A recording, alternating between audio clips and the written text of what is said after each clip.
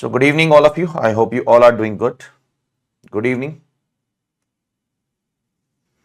So let us continue the discussion where we left yesterday. That is the discussion of depreciation under PGBP. And today we will complete PGBP depreciation part. And then we'll move ahead with the next part if time permits. Okay. So now pay attention please all of you. The last thing which we did was with respect to the treatment of subsidies, grant, reimbursements, waivers, etc. under the income tax law, right? That is something which we have done in the last session. Okay. So now there is one ICDS based on that. I'm keeping that on hold as of now. I'll be dealing with that sometime later. I am moving ahead with the next part, skipping that ICDS for as of now. The next part is your next explanation. If you remember, we were doing explanation 10 yesterday, and then the question of income arised and all those chart etc. we have derived out of this explanation and the definition of income only, right? So in the order of the law, we have to do the next thing is explanation 11. Now what does explanation 11 talks about? Pay attention please all of you. It's a very simple explanation, nothing great as such, not very important for exam also, but yes, it is there in the law. Pay attention please. Suppose there is a person by the name called as say Mr. A. He is a non-resident and he stays in USA. He stays in USA and he is doing business in USA. Okay. Now in 2000, previous year 15-16, he has purchased a computer in United States, say of 1 lakh rupees. Okay. For his business purpose. Okay. Now, obviously, I have a very simple and a logical question in front of you all. Obviously, this person will not be liable for tax in India. Why? Because he is a non-resident and he is doing business in United States. And because a non-resident is doing business outside India, his income is neither accrued in India nor received in India. And therefore, his income will not be taxable in India, right? He is obviously not subject to tax in India. But, say for example, after few years, say in financial year 2023-24, suppose he comes to India and he opens a branch in India. And with the help of that branch, he is doing what? He is doing business in India. So if he is doing business in India with the help of that branch, now will he be liable to tax in India? The answer is yes now. Okay, I am just writing over here, he is coming to India. Because now his income will be accrued in India. So to operate this branch, he is transferring this computer from United States to India. Okay. So now I am asking you a very simple question. Because he is doing business in India, this computer will also be subject to what? Please say. Depreciation in India, right? Because he is doing business in India. Till now he was not doing the business only, so the question of depreciation did not arise. But now he is doing the business in India. He will claim depreciation.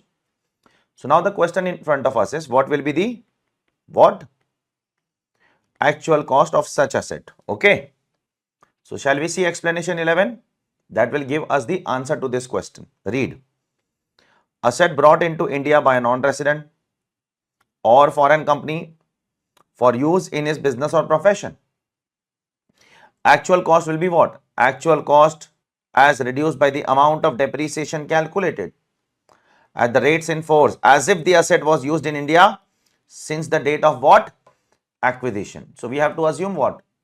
We have to assume that that computer was used in India since what? Since the date of acquisition, that is since 2015-16. And we have to compute what? The depreciation accordingly. And we have to compute what? The WDV which is there today. Whatever the WDV which will come today, that will become what? That will become the actual cost in the current year. Is it clear to everyone? Please say. So just go through this illustration which is there below. Please. This illustration, this example. Okay. I have a question. Yeah, please. In explanation two, we didn't include the year of the transfer because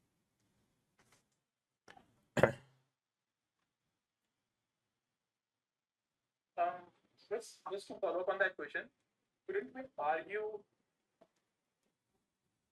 like So this is a very simple case, nothing great as such, not very important. Also, don't focus much on it as far as your academic life is considered. Academically, it's not a very important explanation. Okay. Now there are few more explanations after this. That is explanation 12. Pay attention, please, all of you. There is explanation 13. I am keeping that on hold as well because that is something which is related to some capital gain topics. This is something which is related to some section 3580. You will forget it. I will not forget. Don't worry. I will definitely address these issues at respective time at the respective provision. So whenever we'll be doing the provisions of investment link deductions, 3580, you might have done it in your CA Inter also. So we'll be address that along with that particular provision 3580, this particular explanation. So right now, what explanations we have done so far is explanation 2, 3, 4, 4A, 5. After that, we have skipped few of them and we went to 8, then 9, then 10 and then 11. So in all, we have done 9 explanations so far out of all the 15 to 16 explanations which are there. Okay. Rest of the explanations we will be dealing, don't worry, one or two of them we are going to deal today itself in the next concept which we are going to do in the next half an hour. Now, let's move ahead with the next concept. We are keeping the discussion of ICDS on subsidy on hold as of now. Let's move on to the next concept, and that is also a very important concept for us academically as well as practically, and that is the treatment of unabsorbed depreciation. What is the treatment of unabsorbed depreciation under the income tax law?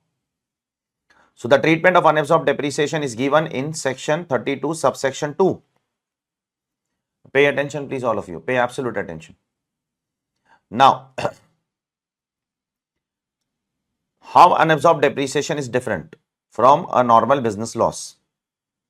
Say this is unabsorbed depreciation which is allowed to be carried forward and set off under section 32 subsection 2, and this is your business loss which is allowed to be carried forward and set off under section 72. Now, how both of them are different in treatment? There is a great difference between the two. The government is very liberal towards unabsorbed depreciation, whereas as far as business loss is considered, the government is not that liberal. The government is harsh. Liberal in what sense? Harsh in what sense? When I talk about business loss can be carried forward and set off for a maximum period of 8 years, not more than that. But unabsorbed depreciation can be carried forward and set off for unlimited number of years. There is no restriction of what? Time over here. That is the first liberty which the government gives to unabsorbed depreciation as compared to business loss. Now, the second liberty which the government gives to unabsorbed depreciation as compared to business loss is, when I talk about business loss, it can be carried forward in the next year and it can set off only against similar income. Similar income means what? It can in the year, listen carefully, in the year in which you incur business loss now. Suppose you are incurring business loss in 23-24. So in the current year, you can set off against other heads also to some extent. You can set off your business loss against HP. You can set off your business loss against capital gains. You can set off your business loss against income from other source. You cannot set off your business loss against salary. That is not allowed. I hope you might be remembering that particular thing. Yes? You cannot set off your business loss against salary. In the current year, you can do that. But do you remember, once you carry forward to the subsequent 8 years, then you cannot set off against other heads. Do you remember that? Do you remember that, Palani? So that is a very restricted way of what? Carrying forward and setting off. It means it can set off only against its own income, right? Its own head. It cannot go to other heads. But whereas unabsorbed depreciation is considered, it's very, very liberal. You can set off unabsorbed depreciation there is a priority over here. First against PGBP. You have to set off against PGBP first. But if PGBP is not there, you can set off against what? Any other income also. When I say any other income, there is only one restriction, that is except salary. Except salary, you can set off against any other income. In the current year also, more importantly, listen carefully. And in the, can you complete the sentence? And in the subsequent year also, up to the life of the assessee.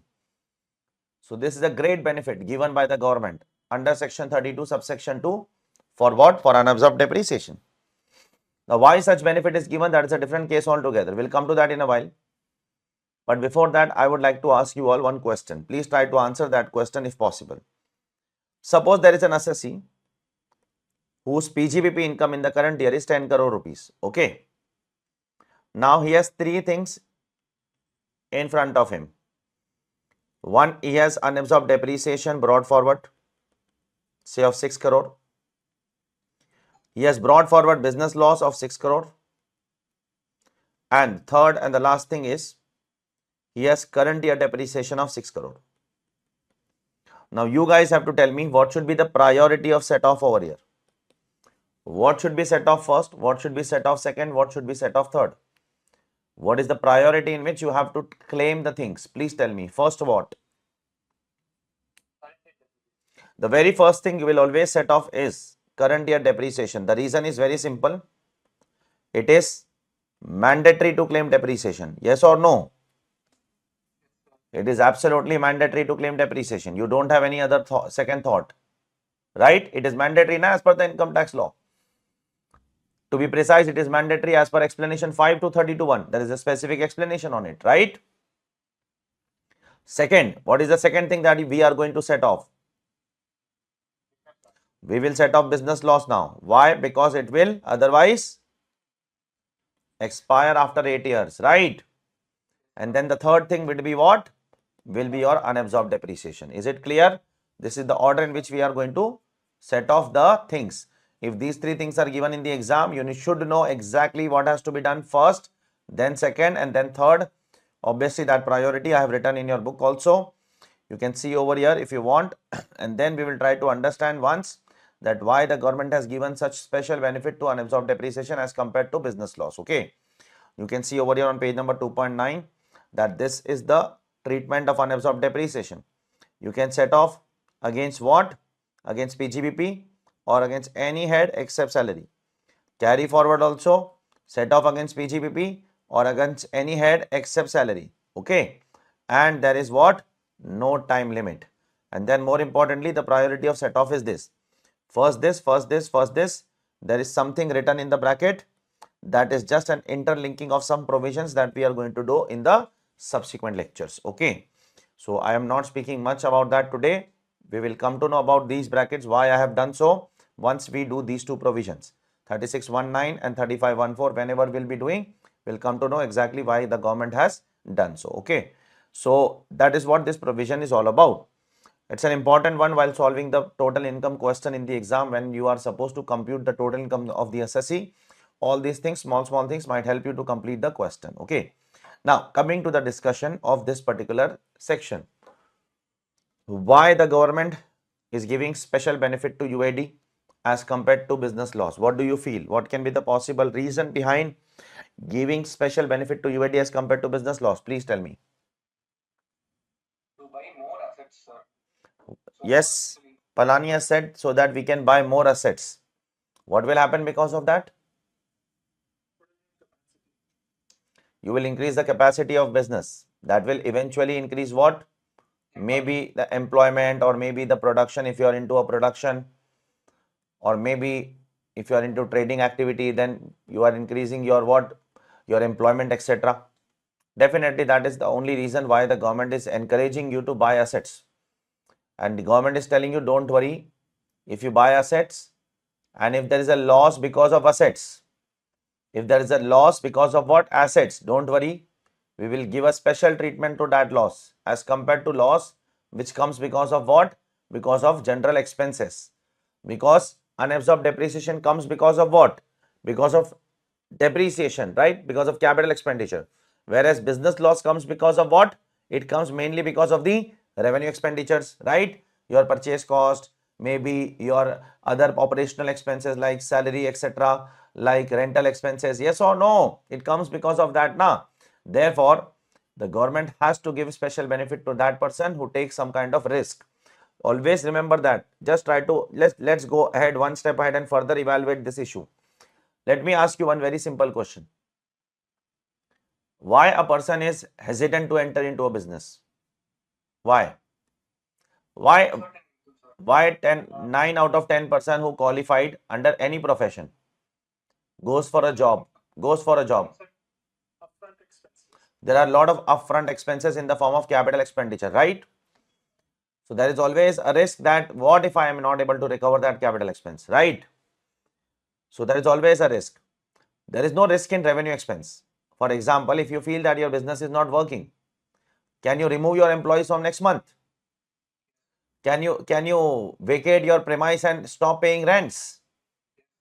But the expenditure which you have incurred on capital expenditure, that is something which cannot be undone, right? That is an historical cost for you. That is a loss, permanent loss for you. Yes or no? So that is the reason government is giving special benefit for what? For the unabsorbed depreciation as compared to what? Your revenue expenses. Is it clear? So the government is saying, if you are, no, why are you worrying so much? The government is saying, if you are not able to at least have the courage to start the business. And if you have shown the courage to start the business, max to max, what will happen? Your capital expenditure will be what? Will be wasted now. It will be wasteful, right? Don't worry, we will not make it wasteful. You will do something in your life for a living now. You will do something at least to live your life. Yes, I will do something to live my life. So whatever you will earn except the salary income, whatever you will do, we will try to set off your capital loss because of depreciation against that income. Is it clear? So that will motivate a person to do what? To business, to do business, to start investing in big projects. So if it fails also, at least that project will be what? Saving my tax in future through some other income. Yes or no? So that is what this provision has been brought, and it has been so liberal by the government of India. Okay. Honestly speaking, shall I tell you one thing? A very good question asked by Palani. Sir, why accept salary? Why not? We can't set off this income against salary, right? That's a very good question.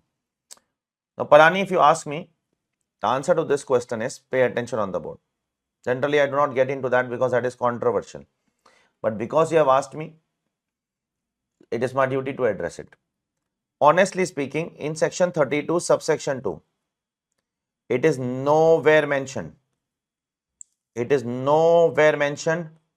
You can go home and check section 32, subsection 2, and you can check now also on Google if you want.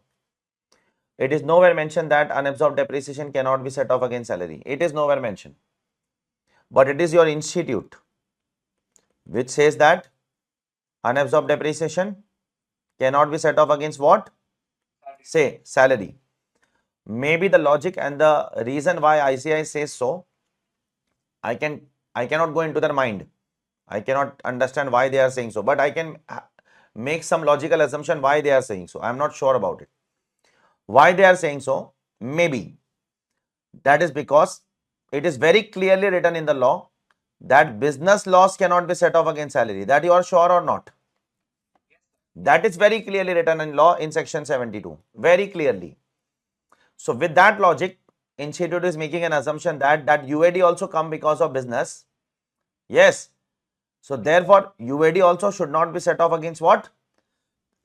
Against salary. There is one more reason why ICI is making this assumption. There is a lot of controversy on this issue. ICI is not making a wrong assumption. I am not saying ICI is making a wrong assumption. There are a lot of case laws also which support what ICI says, but very clearly it is not written in the law. It is not written in section 32 subsection 2 very clearly that you cannot set off UAD against what? Salary. If I have a plain reading of section 32 subsection 2, I can set off UAD against salary also. But as per ICI, we cannot set off. And as per some judgments also, we cannot set off. I cannot completely write off ICI and say ICI is wrong. No, no, no. ICI is correct to some extent. There is a logical reason why. Because if the government will start to allow UAD against salary now, then what people will do? A salaried person will open a dummy business. Yes, he will do or not? A salaried person will open a dummy business. Now you please let me know. Even if you are a salaried person, do you have some assets or not in your life? At least you might have laptop or phones, or some of them might have cars, right? Now all of them are not allowed as a depreciation for salary, right? So you will open a dummy business. And by opening a dummy business, you will say that I have this much depreciation, but I don't have sufficient revenue. What shall I do? And therefore my depreciation is what? Unabsorbed, right? So allow me to set off against what? Against my salary income. Okay. And the government does not have time to check such cases, because such cases will be very small for the government to check, right or not? And that is the reason there are so many judgments also which says that you should not set off your UAD against what? Against your salary income. Okay. Because if you see, even today, the majority of the population in this country are salaried class only, right? Majority of the population are more or less salaried only. And therefore, if everybody starts to do such practice, it's very difficult for the government to do what? Government to keep a track of whether it is a genuine. I'm not saying salary person cannot do a genuine business. A salary person can do a genuine business also. But there are high chances that there is a fake business also, just to disclose what? Certain undisclosed what? Unabsorbed depreciations. Okay. So that is the reason institute says that do not set off UAD against salary. I am again saying it is not only the institute. There are many case laws also which says that do not set off UAD against salary. But if you have a plain reading of the act is very silent about it. Okay. So for us academically, whatever is written in our book, we are going to follow that academically. I think so in CA Inter also you used to follow the same thing, right? I think so you used to follow the same thing. Anyways, I also don't say all these things in CA Inter. That is because you have asked, so I have explained that particular issue to you. Now pay attention, please. Let's go ahead with the next issue. There are small issues which are pending in depreciation. We'll complete depreciation today. The next issue is, pay attention please, all of you. How to compute depreciation in case of amalgamation, demerger, or succession.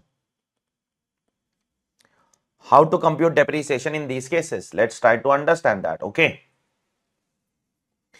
What is an amalgamation? I'm just trying to explain you certain simple terms. I'm not getting into the technicality of income tax law as of now.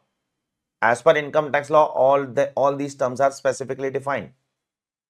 Especially the term amalgamation and demerger is defined under the income tax law. The term succession is not defined. So I'm giving you the rough meaning as per the accounts, not as per tax. As per tax, we'll do later on. There is a separate chapter on that. You can see in your index also of easy notes, there is a taxation of demerger, taxation of amalgamation. I'm not getting into all those things because then I have to also speak about capital gain implication. I'm not getting into that. I'm only interested in today's discussion only about depreciation. So I'm just saying that basic meaning of amalgamation, we all know it's a merger of two companies. That's it. I don't want to say anything beyond that. What is demerger? Demerger is a breakup of two companies, right? One company is broken up into two parts. Okay, one demerged company and one resulting company, right? What is a succession? Maybe this is a new term for us. Succession means where you succeed from one entity to another entity. Like for example, you were a partnership firm earlier and now you are converting that into a company. So that is a succession. You were an individual sole proprietor earlier. Now you are converting that into a company. So that is a succession.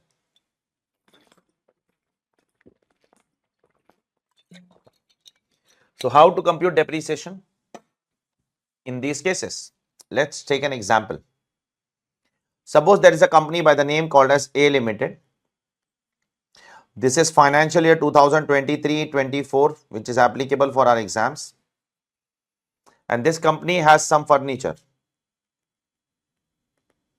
And that furniture is there in the form of an opening WDV. And suppose the opening WDV of the furniture is 1 lakh rupees. Okay. Shall I go ahead? Now suppose this particular company got amalgamated with B Limited. On 4th of October 2023, the amalgamation took place. And therefore, this is an amalgamated company. Amalgamated company means the purchasing company who is purchasing another company. And this is an amalgamating company. Amalgamating company means this is a selling company. Okay. Now, how to compute depreciation in case of amalgamation? So, there is a specific provision on it which says that, pay attention please all of you. In case of amalgamation, listen carefully, I am saying the provision in front of you. I am not making you read, I will make you read in a while. How to compute depreciation in this case? There is a special provision for it. And before I read the special provision, let me tell you a few things about amalgamation under the income tax law. The income tax law is very liberal, very liberal, very liberal as far as amalgamation is considered, demerger is considered. Very liberal. There are plethora of tax benefits which are given by the income tax department for amalgamations under the income tax law. N number of benefits, N number of unimaginable benefits, uncountable. So many benefits. Let me make you count few of them. Like for example, generally what happens? If I sell any asset to you, then I will be liable for capital gains, right? If I even sell my personal asset like my house, am I liable for pay capital gain tax or not? The answer is yes. But in case of amalgamation, where the mergers and acquisition happens for billions of dollars are paid by one company to another for purchasing the asset, for selling the asset. Entire capital gain is exempt under section 47. Not even a single rupee would be taxable under the income tax law. What do you feel? The government is so liberal towards amalgamation that they will give so much benefit without any return. Definitely there is a return. There is a cost benefit analysis. The government is bearing such a big cost of giving tax benefit. Every tax benefit is a cost to the government. A $1 billion deal has happened very recently between HDFC and HDFC Bank. Yes or no? I hope you might be knowing very recently HDFC and HDFC Bank got merged. Not even a single rupee of tax was paid in the form of capital gain tax for transfer of assets. Why? The government is very liberal.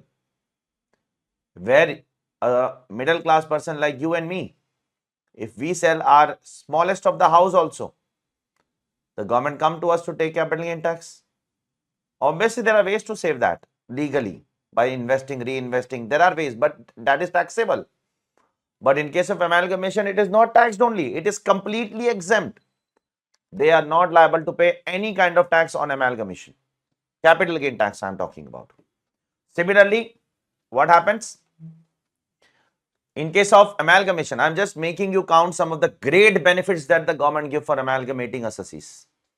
Let me make you count one more benefit.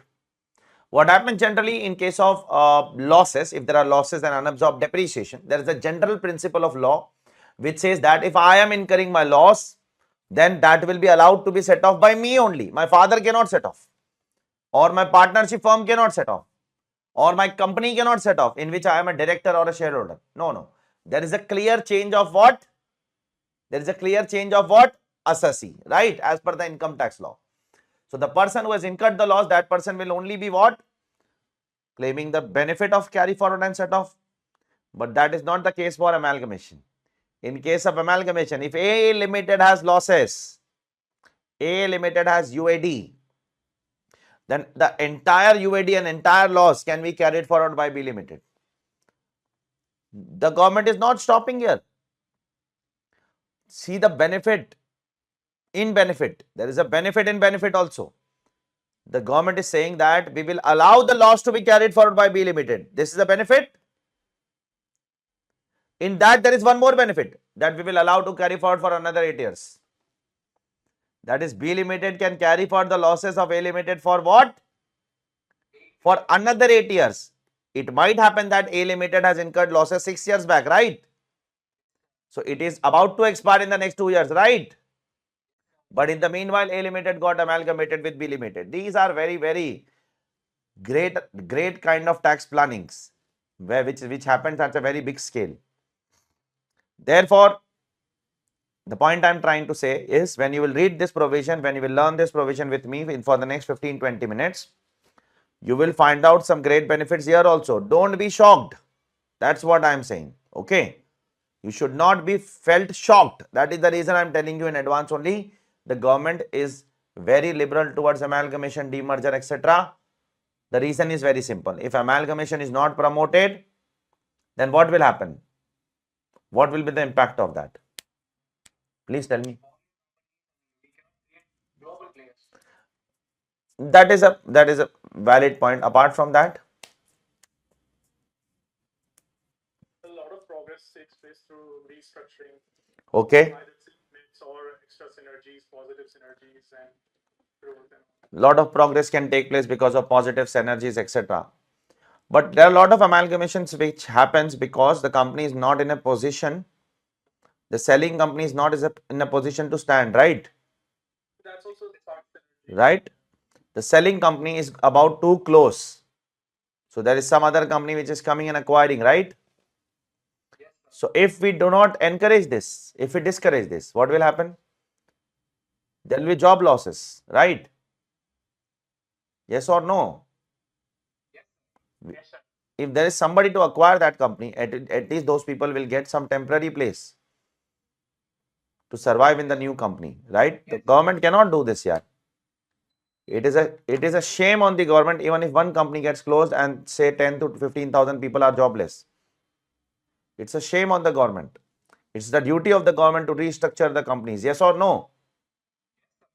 And for that, they have made so many laws. They have made so many laws or not? In IBC and all has been made for that only, no? Insolvency and bankruptcy code, all these laws have been made for what purpose? For restructuring of companies only. That is the reason you have to give them tax benefit. You don't have any other option. You have to give them. Now coming to the provision. How to compute depreciation in case of amalgamation? Now I am reading the provision in front of you. Please pay attention and you tell me the answer. I am reading the provision. Start. I am reading from directly. I am not looking at the book. See here, please. I am not looking at the book. I will look at the book in a while. In case of amalgamation, in case of demerger, in case of succession, compute depreciation as if no amalgamation has taken place. As if no amalgamation. Assume as if there is no amalgamation only. Assume as if there was only a limited throughout the year. Please tell me, if I assume that, what will be the depreciation? Amount. I am on the amount. Please listen the provision once again, Palani. I am again saying. In case of amalgamation, demerger, succession, assume that compute depreciation as if there is no amalgamation happened only. Just assume there is no amalgamation and compute depreciation. Tell me how much depreciation will come. 10,000. That's it. You have to assume that there is no B limited. Is it clear? We have to assume that. Okay. So is it fictional or not? We are making a fictional assumption, right? That there is no B limited. Compute it. Have we computed? Is the computation done? Now bring back B limited. Now bring back B limited. Now I am telling the provision. Once again from the beginning. In case of amalgamation, demerger, succession, compute depreciation as if no amalgamation taken place. So while computing, assume that nothing happened. Okay? And once computed, have we computed the depreciation? Now the government says that now bifurcate that between both of them. Both of them means what? A limited and B limited. So listen carefully. While computing, what we are supposed to assume? Only a limited existed. Assume that. That is what I'm not saying that. That is what the law says. Let me make you read. That is what the law says. You can read this.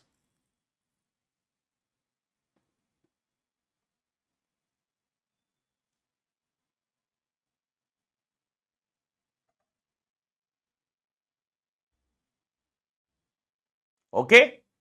So you have to go step by step. While computing, what are you supposed to assume? Nothing has happened. Everything is fine. Okay? But once computed, after that, what are you supposed to find out? That you have to split that between A and B. In what ratio? days ratio is the most logical ratio, right? It is written in the provision also. See that. Then apportion the depreciation between both of them on the basis of number of days the assets were used by them. Can you check that? Can you check that? Now you have to tell me A Limited has used for how many days? Please tell me. 180. So you have to compute it if you have any doubt. One day here and there and your answer will go wrong. From 1st April till which date? 3rd of October. Because on 4th October it was acquired by B Limited, right? From 4th October B Limited will get. 187. Still you are wrong. It's 186. You can compute it. Okay. Are okay? You can compute it if you want. April 30, May 31, June 30, July 31, August 31, September 30 and October 3. 186 days, right? October is 4, right? 3, not 4. Because from 4th B will get. Because B acquired the asset on 4th, na? I was thinking 4th is also No, till 3rd. So 180 for B, right? Yes or no? Repeat. Now let's compute fast here. No, it's not waste. 10,000 into. Compute just on the calculator. Just compute the amount, please. And this you can take as a balancing figure. Yes or no? Rather than computing twice. You can compute either of them. The next one will be balancing. This is how much? 15082. And this one will come to 4198. 4918. Just wait. Okay. This is how we are going to compute. Now let me twist the things little bit. Shall I? Everything is same. Everything is same in the question. Yeah. A Limited is going to be liquidated now. There is only B Limited after the amalgamation. Okay.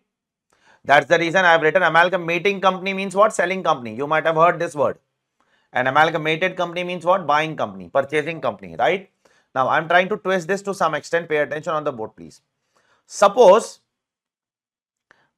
along with this opening WDV, A Limited also purchased some asset on 1st of July 2023 of 2 lakh rupees, which was also used from the same day. Okay. Okay. Okay. Now, again the same provision. There is no difference in the provision. In case of amalgamation, compute depreciation as if no amalgamation has taken place. Assume there is no amalgamation only. So, therefore, in that case, how much depreciation will come on 2 lakh rupees on the asset which is purchased on 1st of July 2023 and put to use on the same day? The depreciation for the entire year 20,000, right? Because it is put to use for more than 180 days, right? Yes or no?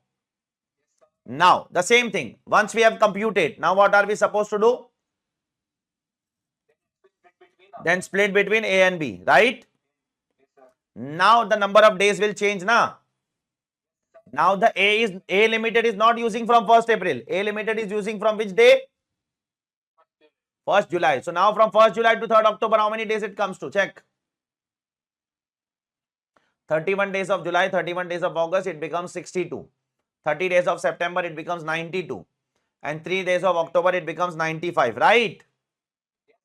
And for B, it will remain 180, right? For B, it will not change. Now, from 4th October to 31st March, that will remain same only. For A, the number of days have fallen.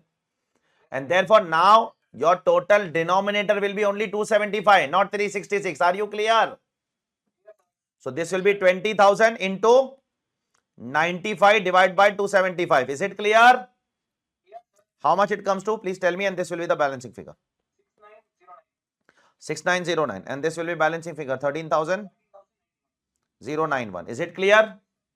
So this is what you will compute depreciation in case of amalgamation. Now you can just see this and then I have to discuss few things on this. I have not completed the discussion.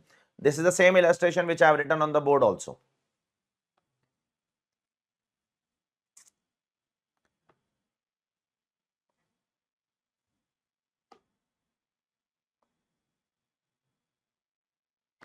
Now, all these calculations obviously you will do when?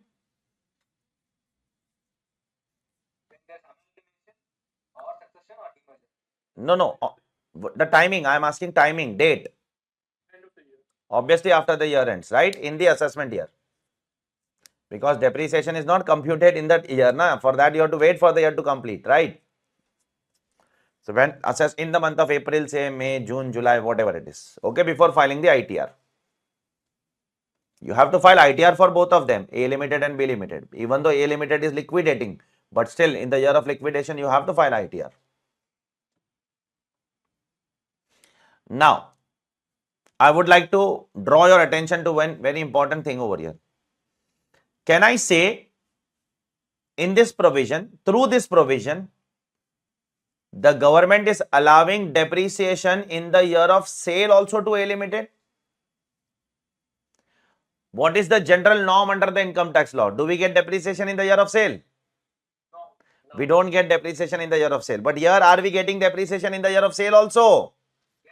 Yes, that is the reason. If you see this provision properly, it's a proviso to section 32(1). Proviso means it's an exception to the norm. Are you clear? It's not the way normally a person compute depreciation. It's different from what a normal person will compute depreciation. Is it clear? Okay. Now, one last thing is there over here. Pay absolute attention, please, all of you. One last thing in this discussion. See on the board, please. And I am using some different color now. The amalgamation has completed. Okay. This company is closed now. The future is with this company, right? Now, my question to you all is, this asset, which was the opening WDV, I don't know when they have purchased, and this asset which was purchased for an actual cost of 2 lakh rupees in the current year, both of them will go to be limited or not now? Say na. It will go to be limited. Both of them will go to be limited, right? Now the question will come that if both the assets are going to go to be limited, right? So B limited will record that asset in the block of asset at what value? It, in short, what will be the actual cost to be limited? Are you clear? So the question is over here, whatever assets you get in amalgamation, in practical life, if you are an amalgamated company, means a buying company, you will get lot of assets from the selling company, right? So in accounts, you will record as per the purchase consideration, correct or not?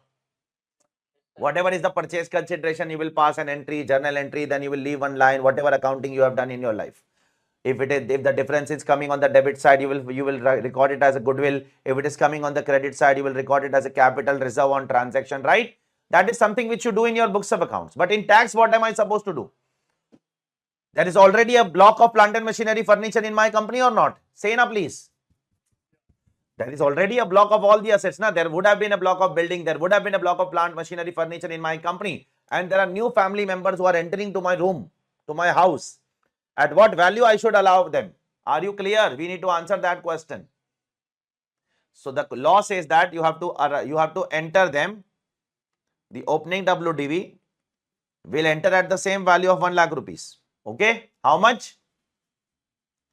Same value of what? 1 lakh rupees. And the current year purchase. The current year purchase will also enter into B Limited's house at how much value? Please say. At 2 lakh rupees. Is it clear? The opening WDV will enter at opening WDV only, and the actual cost will enter at actual cost only. Now you will be shocked that this might lead to double benefit. Yes or no? This might lead to double benefit or not? You have already claimed depreciation on 1 lakh and 2 lakh and segregated between both of them. Have you done that or not? Please tell me, have you segregated the depreciation on 1 lakh and 2 lakh already? Yes. So it will enter the block at this value. Okay. Is it a dual benefit? Yes, it is. Yes, it is. So be it. That's the reason I have said you. The law is very liberal towards what? Amalgamation. The government is allowing you. Where it is written, sir? It is written in a specific explanation. Please tell me what is the definition of WDV? Where is the definition of WDV? Just wait. Where is the definition of WDV? Section 43.6. So they have made one explanation below 43.6. And where is the definition of actual cost? So they have made one explanation in 43.1. Because you are acquiring two things. You are acquiring one old asset which has a WDV in the balance sheet, right? And you are acquiring one new asset which is not yet depreciated, right? So the one which is depreciated, for that we will follow the explanation below 43.6. And the one which is not depreciated, this is the first year of the asset. For that we will follow the explanation which is below what? The actual cost. And both of them are mentioned over here with citation. You can check over here, please. Just a second. You can check over here. What will be the value of asset to be shown in the balance sheet of B Limited? In the books of B Limited, sorry. Tax books, not accounting books. In accounts, you will record as per what? Your accounting standards. Whatever is the, I think so, there is some accounting standard 3, Ind AS 3 for business combination, I guess. 103. Okay, sorry. Which they term that also as business combinations, right? They don't say amalgamation and all. So there is a dual benefit over here. So be it. So be it. Yeah. The dual benefit is to the extent of the depreciation allowed to the transfer. Right. We will already anyhow Will reduce. Yes, you are getting dual benefits to the extent the transferor has what? Claim the depreciation. Because whatever depreciation that transferee is claiming in the current year, that will anyways be reduced from the block of asset. That you have already claimed, right? And that you have to reduce also from your block. B Limited is claiming some depreciation. How much depreciation B Limited is claiming? 4918, 113,091, right? That will obviously be reduced from the block of B Limited. Clear? His doubt was, if you have not come across that doubt, it's better you don't raise that doubt. He has asked a question that dual benefit is to the extent of this depreciation. It is not to the extent of this, because this depreciation is belonging to whom? B Limited, right? That will anyways be reduced from the block of B. This will not be reduced from the block of B. That is the benefit for B, right? Which A has also claimed.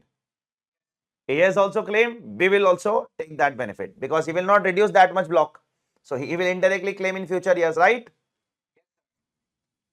So that this has been kept deliberately over the years. It is not a mistake in the law. This has been kept deliberately to give further, you can say, one kind of a boom to the industry to encourage into what? Amalgamation here. So there are around 15 to 16 different kind of benefits which are given. I have made you count around 2-3 benefits so far. Rest of the benefits we'll see in a separate topic called as taxation of amalgamation and taxation of demerger. For that, we need to first of all understand what is amalgamation. It is defined under section 2. For that, we need to also understand what is demerger. That is also defined under section 2.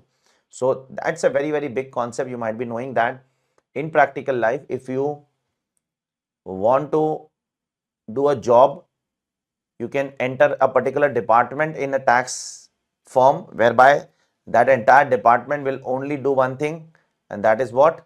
Tax planning in case of what? Mergers and acquisition. So if you go to Big Fours, in Big Fours there are separate department for mergers and acquisition, whereby if you are stuck in that department, your entire life will go in mergers and acquisition only. There is no other thing that you are going to do apart from that. So it's a very complex issue in practical life. It's not a very simple issue because the mergers and acquisitions are also of thousands of crores of rupees, and therefore the clients are also ready to pay you hefty amount of money so that you do the mergers and acquisition in absolute lawful manner and save maximum tax to the clients. So there is a huge amount of fees also which is charged by the tax firms for framing a particular transaction, how it has to be done. It's not as simple as what we are doing academically over here. At least this concept is not as simple as that what we are trying to do. Okay. Anyways, coming to the next discussion, and the next discussion is, there are hardly 2-3 discussions which are pending. We'll try to complete that first today, and then we'll see if time permits, we'll move ahead with some more deductions. Okay. Questions will take up after the chapter is completed. The reason why I don't pick up questions in between, I'll let you know, because the moment I explain you the provision, and if I immediately take up the questions, you will easily answer. There is no challenge left with you then. Okay.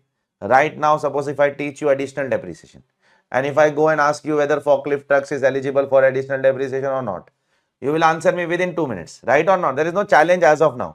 The real challenge will come after the chapter completes. After the chapter completes, whether our mind work or not, yes or no. So we'll follow this practice of what? It will take, it's slightly time consuming for me, but it is more effective for us. Because after the chapter completes, we should be able to understand that this question might have provisions from different sections, and are we able to apply. So we will be having the practice of solving questions, all the questions which are there in your study material after the chapter is completed. Okay. And then after the entire syllabus is completed, we will be solving questions what? In the form of papers. So that will not have questions from one topic, but then we will try to interlink between different topics. So one question from PGBB, then suddenly assessment question has come, then suddenly international taxation transfer pricing has come into picture, then suddenly non-resident, then suddenly one IPCC topic chapter 6 has come. So likewise we will try to train ourselves. Okay, I don't want to just make you fool by saying that, "Arey, it's very easy, see, the additional depreciation," such a simple concept. You will feel very simple in class, but the real test of your knowledge will not happen by doing the questions simultaneously. Once a big chunk of topic is completed, then we'll complete a lot of questions of that particular topic. Okay. Anyways, let's go ahead with the next part, and that is, let's talk today about SLM depreciation.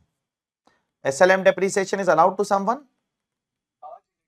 Yes, to power generating units, to power generating and power distribution units. Okay. So let me give you an overview of this particular thing first of all, and then we'll read the provision. Pay attention on the board, please. Suppose if you are a power generating unit, power generating or power distribution, or you are engaged in both. You are doing both. Okay. So you have two options. The government is giving you two options. Okay. Option 1, option 2. Whatever you want to do. You are free to do. Okay. But then don't change the option on a yearly basis. You cannot change that option. Okay. So what is the option? Either follow the WDV method as per what? As per block of asset, right? That option is also there. Or either follow the SLM method. Now, if you are following SLM method, then as per individual assets. There is no concept of block in SLM. Okay. Here you compute depreciation as per your accounting principle. The way you compute depreciation in accounts, every asset is a separate asset. Okay. You don't have to make a block of asset. Is it clear? Now, given a choice, which is better for us? Considering the accounting knowledge which we have, what is better always? Where we can get more depreciation and faster rate? SLM. It is SLM, not WDV. Never ever, never ever WDV. It's always SLM. Na? In SLM, suppose if a 100 rupees asset I buy in a WDV and 100 rupee asset if I buy in SLM, which will depreciate faster? SLM will depreciate faster. Suppose it is 15%, it will depreciate 15% every year, 15 rupees. But WDV will fall from next year, right? So given a choice, it is very straightforward that 100% of the assessees will go for SLM, right? Then how it is an option? It's not an option then. You can say you have an option between two things when there are pros and cons in both, right? Then it is an option. Nah, this is not an option. This is the clear case that I will go for option 2, right? Option 1 is absolutely irrelevant, but that is not the case. We have to think there is some hidden thing over there. There is something over here which can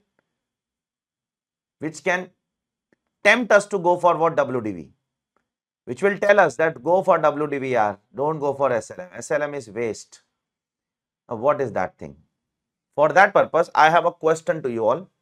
And before that, I would like to read also the SLM depreciation provision once in front of you all, which is given over here on page number. Let's read the SLM depreciation, which is on page number 2.20. Shall I read? Depreciation for power generating units. Assessees in the business of power generation or distribution of power have two options to claim depreciation on straight line method. or if that is not followed, if you don't like that, then follow WDV. This we have already done, right? Now we are talking about SLM today. So SLM is given under section, which section? See the section properly, please. It's important for us. SLM is under which section? 32 subsection 1 clause 1. And WDV is in which section? WDV depreciation is in which section? Please tell me. Under which clause? Under clause 2. I am asking you this because that is important for my next discussion. Knowing the clause is important to interpret the provision. Let me read. Section 32(1)(1) provides that an assessee in the business of generation and distribution of power will be allowed depreciation in respect of building, machinery, plant, furniture being tangible asset. Everything is same. Know-how, patent, copyright, trademark, blah, blah, blah, blah. Everything is same. Not being goodwill of business. Everything is same, right? Till here, everything, it is looking like 32(1)(2) only, na? Yes, same. Goodwill is removed from Finance Act 2020, 1/4/2020 in the entire income tax law. Everywhere goodwill amendment was made in the same year. Okay. Now, owned wholly or partly and used. Now you have to be very careful. Used for the purpose of what? At prescribed rate. Now the things have changed. Shall I read? On what? On what? There it was what? In 32(1)(2) it was what? On WDV of the block of asset. Here it is actual cost of each asset. Actual cost of each asset. It means here we will not follow which method? Block method we will not follow. We will follow individual method. And the method is what? Straight line method of depreciation. Okay. Now I have a question to you all. Please go in your textbook, not in the color book, because we want interpretation now. We don't want revision. Interpretation I want from you.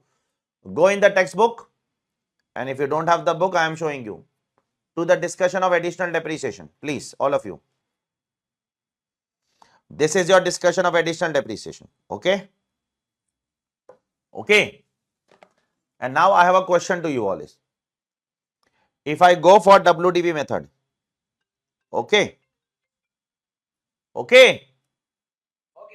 Will I get additional depreciation? Read and answer. Don't be in a hurry, please. Read and answer, please.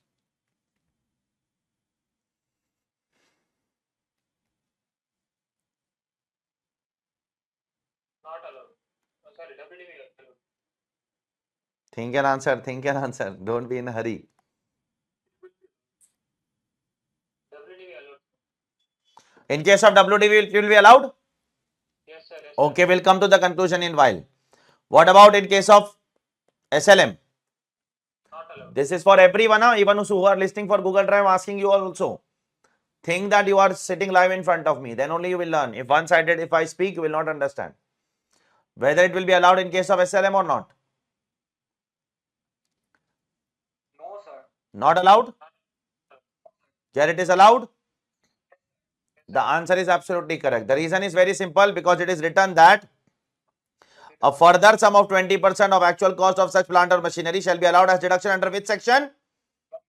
32 subsection 1 clause 2. Clause 2 is about which method?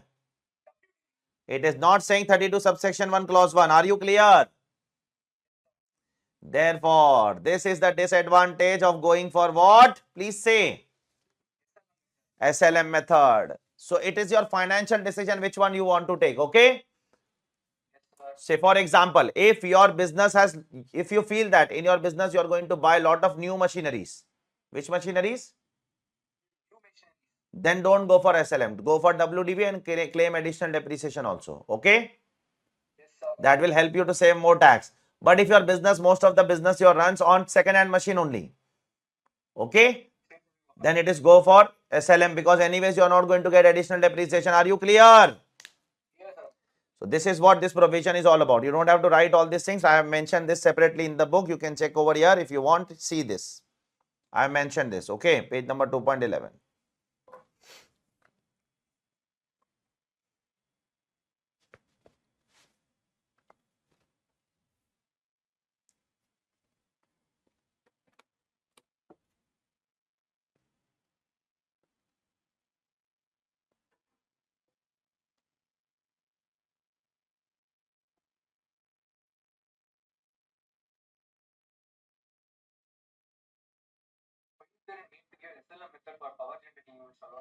Yeah, I would let you know a very good question asked by whom? Palani, that why there is a special benefit given to power generating units alone. Okay. Now, as I have told you earlier also, that the concept of block of asset method came from AY 88-89. Do you remember that? Dr. Manmohan Singh brought that. Before that, obviously, which method was there? Individual asset method, and there was SLM method. Okay. So when this concept was brought, the government does not want to disturb the power generating assessees. The reason is power generation is a very important sector of our economy. Very important even today. After 35 years, the provision have been brought. A block of asset concept has been 35-year-old now because it came in 88-89. Even today, we can say that still our country is not self-dependent in power. Even there are so many cities also, forget about villages and small towns. There are so many cities also where there are no power for 24 hours continuously. Therefore, the government would like to encourage them to the extent it is possible. The government is saying whatever you want to do, you do. SLM you want to do SLM. WDV you want to do WDV. Generate power in this country. That is more important to us. Okay. And they have been also given great amount of tax benefits which will come later on. There are great amount of deductions whereby the government has said that if you do power generating business, we will exempt your tax for the 5 years, we will exempt your tax for 10 years subject to some conditions. So there are great amount of benefits given by the government for power generating assessees, so that there needs to be sufficient amount of power in this country so that every person can use that particular privilege. Okay. Is it clear? Shall I go ahead? So this is the first thing that I had to discuss. Okay. Shall I go ahead with the next part? So now we'll see how the depreciation is actually calculated in case of power generating assessees. See on the board, please, all of you. Please pay attention on the board. Suppose there is a power generating assessee.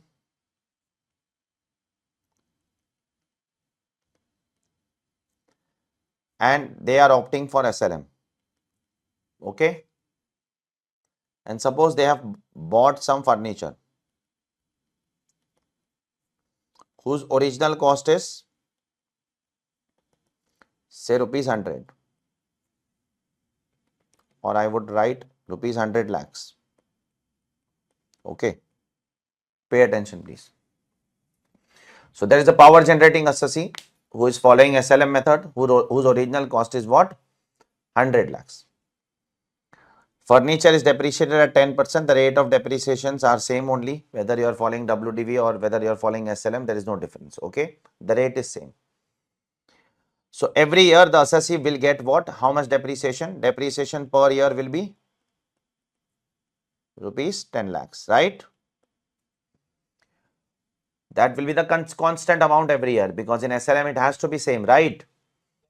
So suppose 3 years have happened. So for 3 years, depreciation for 3 years will be how much? For depreciation for 3 years would come to 30 lakhs, right? Now after 3 years, the WDV of the assessee is what? It is 70 lakh rupees. Okay. Now pay absolute attention. The real discussion starts from here. Till here it was nothing. It was an 11th standard discussion. Okay. That you buy an asset of 100 rupees. The rate of depreciation is 10%. Therefore, the depreciation will come to 10 rupees every year. It is as simple as that. The SLM depreciation is the most simplest way to calculate depreciation. WDV is an issue. SLM is never an issue. Okay. Now pay attention, please. Shall I? Now the real test will start. Pay attention over here, please.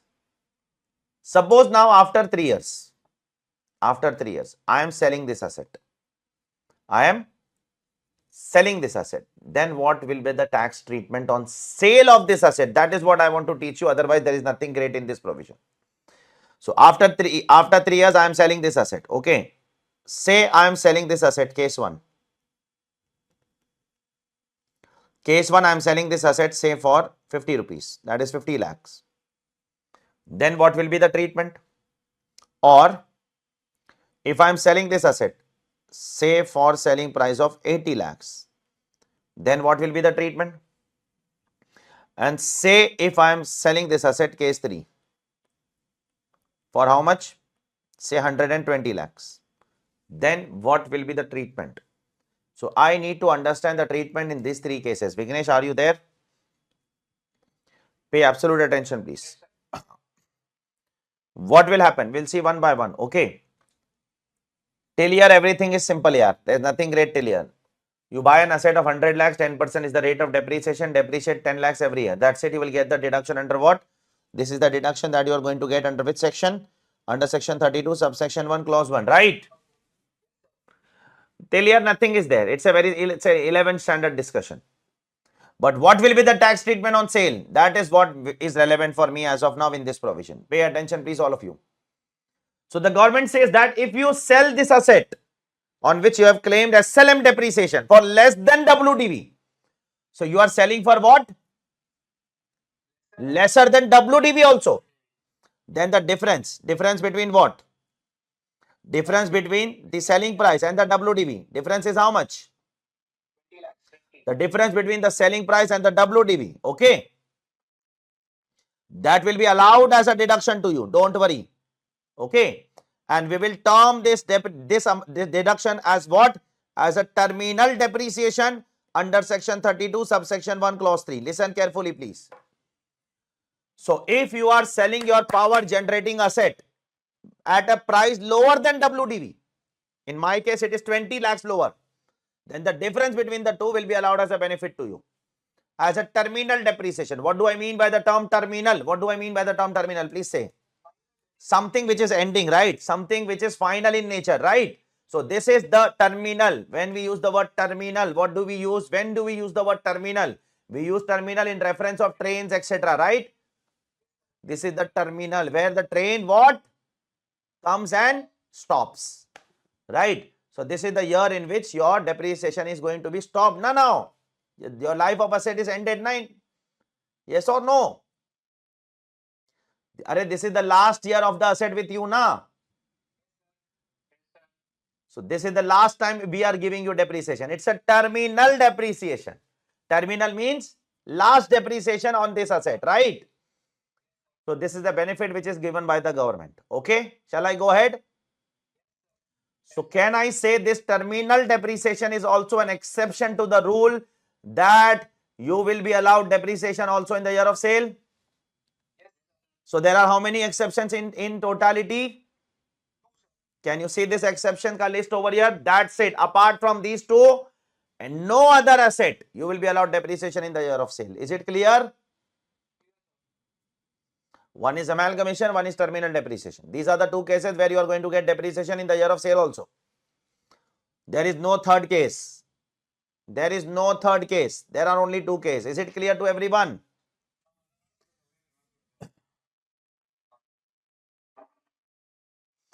Let's go ahead now. The world runs on principle of equality.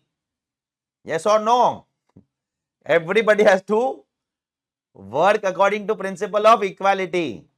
If I do something for you, you also should do something for me. So let's come to case 2 now. In case 2, we are selling the asset at what?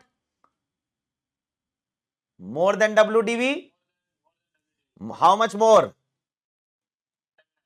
10 lakhs. So this 10 lakhs will be what? No, not capital gain. Capital gain will come after some time. This was deduction, na? So this will become what? How it can be exemption, yaar? If you are selling for less than WDV, it is a benefit you are taking or not? If you are selling for less than WDV, are you taking the tax benefit in the form of deduction or not? So if you are selling for more than WDV, if you are selling for, then you also have to pay tax on that, right? So that is a deemed income. Technically, this is called as balancing charge. What it is called as? Balancing charge under section 41 subsection 2. Why it is a balancing charge? Why this term is called as balancing charge? Let me explain you. Pay attention over here. Please tell me. Suppose this is the P&L of the assessee. How much depreciation the assessee has claimed till the date of sale? How much depreciation the assessee has claimed till the date of sale? I am repeating the question. 30 rupees, right? Total 30 he has claimed over 3 years, right? Now he is selling for how much? What is the WDV of the asset? 70. He is selling for how much? 80, right? 80 he is selling. Selling price is 80, right? So listen carefully now. He has taken total depreciation. Listen carefully over here. I am explaining the meaning of the term balancing charge. 30 rupees is the benefit you have claimed. 70 is the WDV. But your selling price is more than your WDV. It means you are taking the benefit, whatever benefit you are taking. Can I say you are recovering that benefit in the form of sale? How much you are recovering from the sale? 10 rupees extra. So please balance that much in the form of an income. Are you clear? So what can I say? It is the recovery of your benefit only which you have taken earlier. Yes or no? So therefore, this will be considered to be balancing charge. The world runs. When I was saying this, you are on call, Palani. The world runs on a principle of equality. That when you are selling at a lower price, we give you benefit. So when you are selling at a higher price, we have equal right to take back the benefit. Yes or no? Shall I go ahead? Please tell me.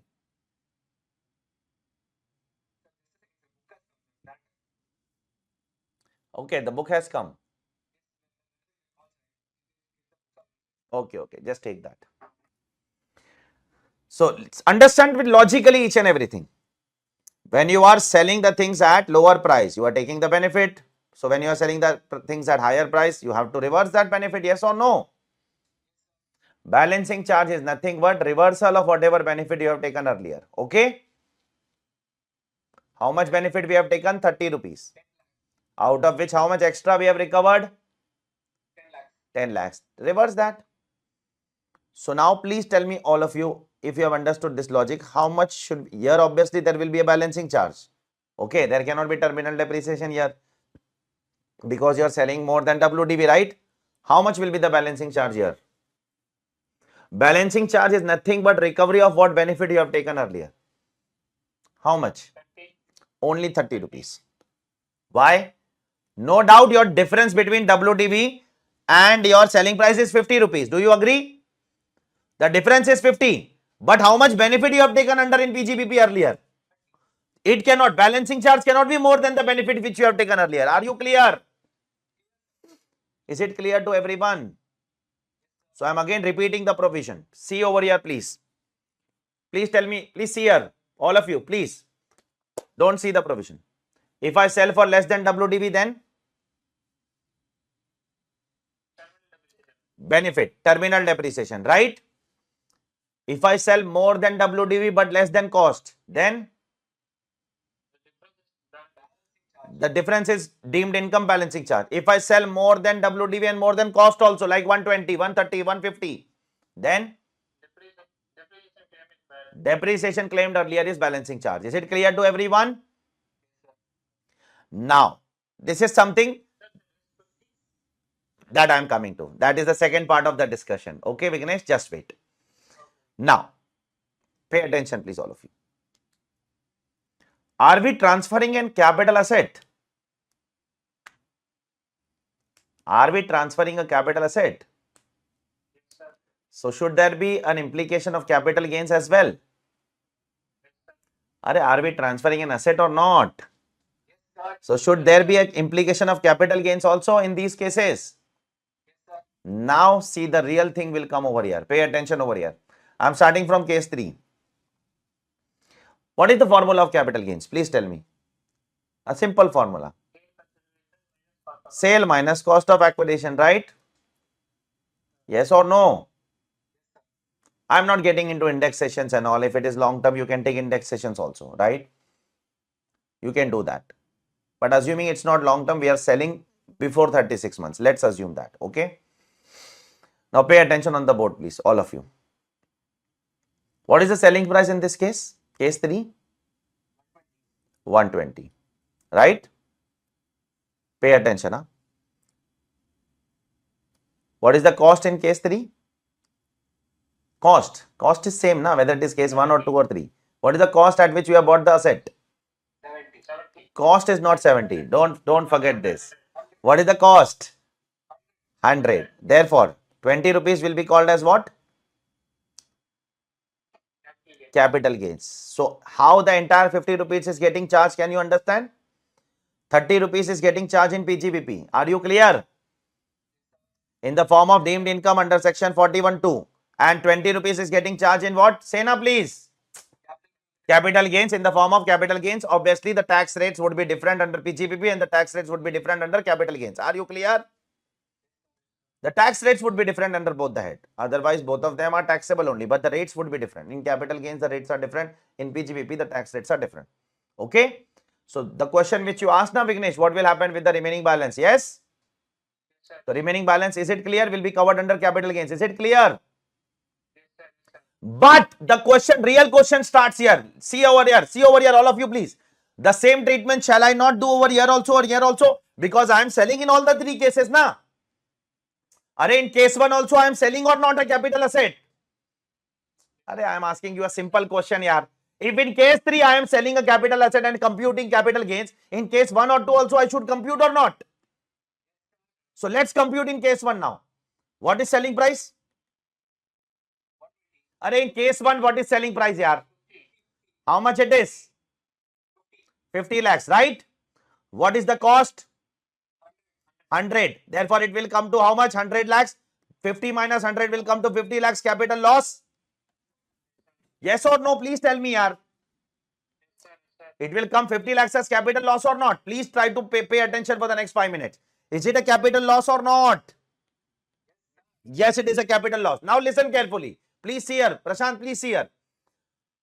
Now, if the government stick to this particular treatment, there is a huge loss to the government. Let me tell you how. See on the board, please. You have to pay absolute attention on the board. Can I say this assessee in case 1 is first taking the difference between 50 and 70 lakhs as terminal depreciation as benefit? Is terminal depreciation a benefit or not? Is he taking the deduction under PGBP of 20 lakhs? Then at the same time, he is again taking the tax benefit of 50 minus 100 as capital loss. Is he taking dual benefit or not? Yes or no? Is he taking dual benefit or not? First 50 minus 70 as PGBP deduction. Then 50 minus 100 as capital loss. Is he taking dual benefit or not? Please tell me that much. The government says that we are not intending to give you dual benefit. And we do not believe in this calculation. And they said that we do not believe in this calculation of selling price minus cost of acquisition 100 rupees. Then I said, what do you believe in? They said selling price is correct. How much is selling price? Say na. Selling price is correct. How much it is? 50 minus cost of acquisition. You cannot write 100. We will redefine cost of acquisition. We will do what? Please tell me. Redefine. Now they have redefined cost of acquisition in such a manner. Listen carefully. They have redefined cost of acquisition. Listen carefully my sentence. Listen to my sentence. They have redefined cost of acquisition in such a manner that if there is a gain coming, it will remain gain, capital gain. But if there is a loss coming, like in case 1, it will become 0. If gain will come, that will remain gain. But if loss will come, like it was coming na 50 rupees loss. In case 1, 50 rupees loss was coming or not? That loss will come to 0. See what is the formula they have said. They have said we do not believe in 100 rupees as cost of acquisition. We want revised cost of acquisition. What we want? Revised cost of acquisition, that they have called as adjusted WDV as per section 50A. They have defined that in 50A because capital gains is covered under 45 to 55, right? So they have to redefine something in 45 to 55. They have to make a provision between those sections. So shall I say the revised cost of acquisition? Please tell me. Yes, sir. So they have said that we do not believe in 100 rupees. You cannot take 100 as cost. Then I said, what should I take? They said that WDV. What is a WDV? No. What is the amount of WDV in our example? It is 70 lakhs. Okay. They said add terminal depreciation, less balancing charge. Whatever is the amount, that will be considered as what? As your revised cost of acquisition. Let me tell you what. Listen carefully. Why they have defined so. Please tell me, is terminal depreciation a benefit for you? Yes or no? So what they have done over here, listen carefully. Just wait a second. Okay, sorry, I have just said it exactly opposite to what it should have been. I'll just remove this. Okay, I have to say opposite of that. They have said add balancing charge, less terminal depreciation. Okay, now listen carefully. Try to understand mathematically. Don't get into the book. Just wait. Is terminal depreciation a benefit for us? Yes, sir. Yes, sir. Yes, sir. Yes, sir. Just revise the numbers in case 1. What is the selling price in case 1? 50 lakhs. 50. What is the WDV in case 1? 30 lakhs. 70. Have we taken the difference between 50 minus 70 as terminal depreciation? Yes, sir. 20 rupees we have taken as PGBP benefit, right? So now adjust that benefit in the form of what? Cost of acquisition. So reduce from your cost. Are you able to understand? So that you don't get dual benefit. If I reduce from my cost will reduce, my gain will increase, right? I could easily tell you that by heart this formula. Add balancing charge, less terminal depreciation. But then you will make mistakes sometime later. The way I have made a mistake just now in the process of saying you in a hurry. Please tell me, terminal depreciation is a benefit or not? Have you already taken the benefit in PGBP? Now do not take that benefit against in capital gain. So reduce that much from the cost. Are you clear? So if I reduce 50 from here, the cost will come to 50. Now what is the selling price? 50. What is the revised cost? 50. Capital gain 0. I have told you now, the capital loss cases will come to 0. Are you clear? Earlier it was coming 50 lakh capital loss now if I was taking 50 minus 100.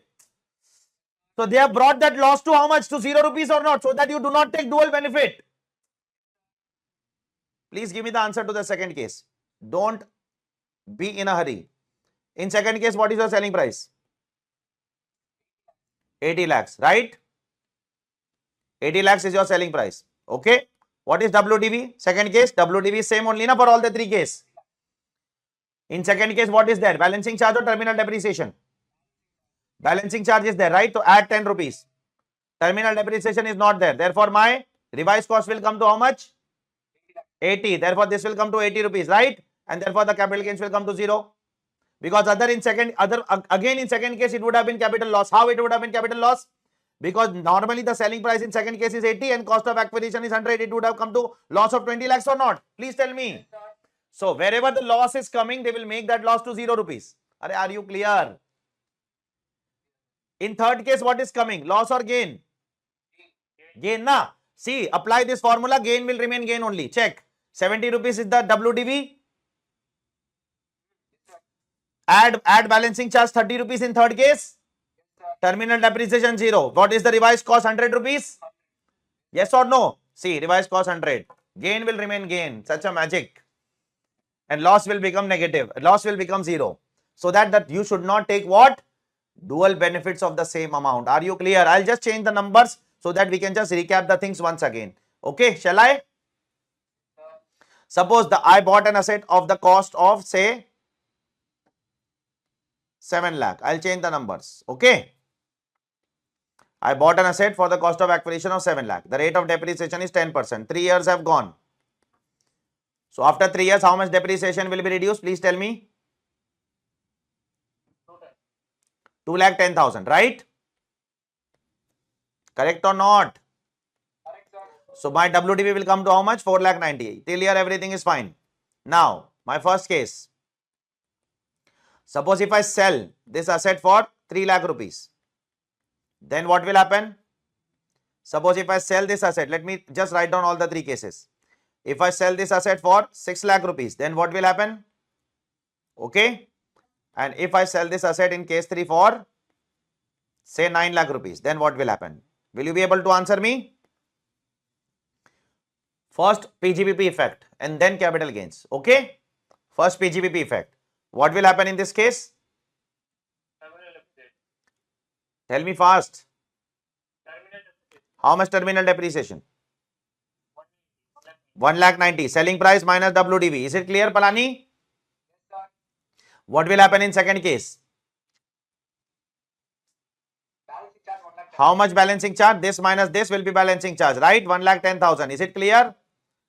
That will be your deemed income. Add to income, pay PGBP tax. What will be the third case? Effect in third case. Balancing charge, how much? 2,10,000 to the extent you have claimed depreciation earlier, right? Is this effect 100% clear to everyone? Now let's talk about what? Capital gain implication. Let's write the formula of capital gains first of all. Selling price minus, shall I write revised cost? Revised cost I will write. Okay. What is the selling price in first case? 3 lakhs. What is the selling price in second case? 6 lakhs. Right?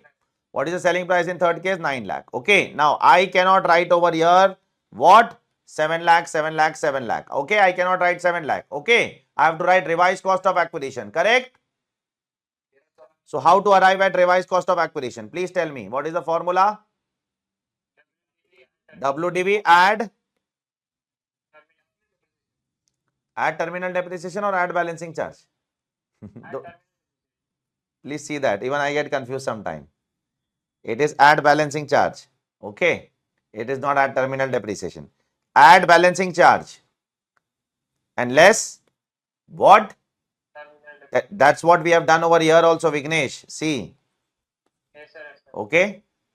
You have to just think like that. Huh? Is balancing charge a benefit or a disadvantage? So take benefit in cost. Okay. And is terminal depreciation a benefit or disadvantage? So give back the benefit to government. Take the disadvantage now. Okay. Try to remember it that way. So in first case, WDV is how much? 490. WDV is 490 in all the three cases. Now indirectly tell me in first two cases what is going to come? 0. It will come to 0. And in third case capital gain will come, right? This will always work. Now we have to just fill these numbers here. Balancing charge is there in first case? No. Terminal depreciation is there? Yes, 190. So this will come to how much? 3 lakhs. Correct? If I put this 3 lakh, this will come to 0. Correct? In second case, add balancing charge. How much? 1 lakh? 10,000. Correct? Less terminal depreciation not there. This will come to 6 lakhs. This will put 6 lakh. This will come to again 0. Correct? And in third case, add balancing charge. How much? 2 lakh 10. 2 lakh 10 will make this how much? It will make this 7 lakh. Okay, I'll put this 7 lakh and therefore 2 lakh will come to my capital gains. Is everyone clear with this? Now this same example is there in your book also. Don't worry. If you want, you can go through this example now. Okay, just go through it once.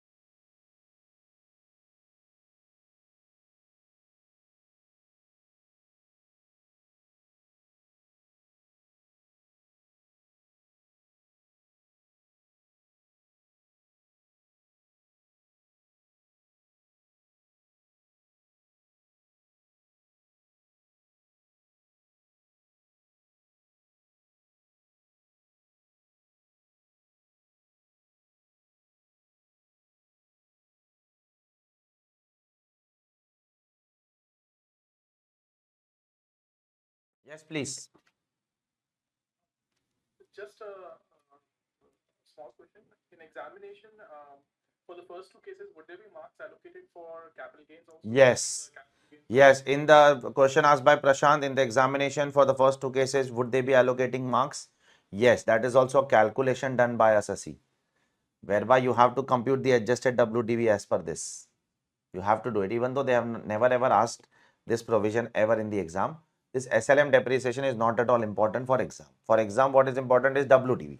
They don't ask SLM because SLM is, you also know, is it going to be useful for us in practical life?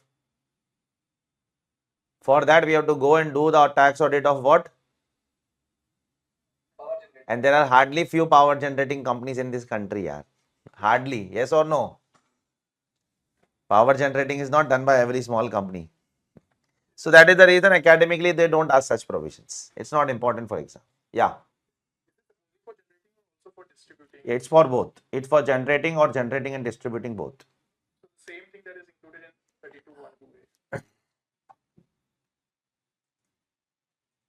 Is it clear? Yeah. Okay. Now, one small thing which is very practically very important. The thing which I am trying to say now is very important practically, not important academically. And that is pay attention on the board, please. Suppose if I buy a asset, suppose if I buy a car, for example, or for that matter, if I buy a mobile phone, okay, or so say for that matter, if I buy a laptop, I am an individual, Mr. A.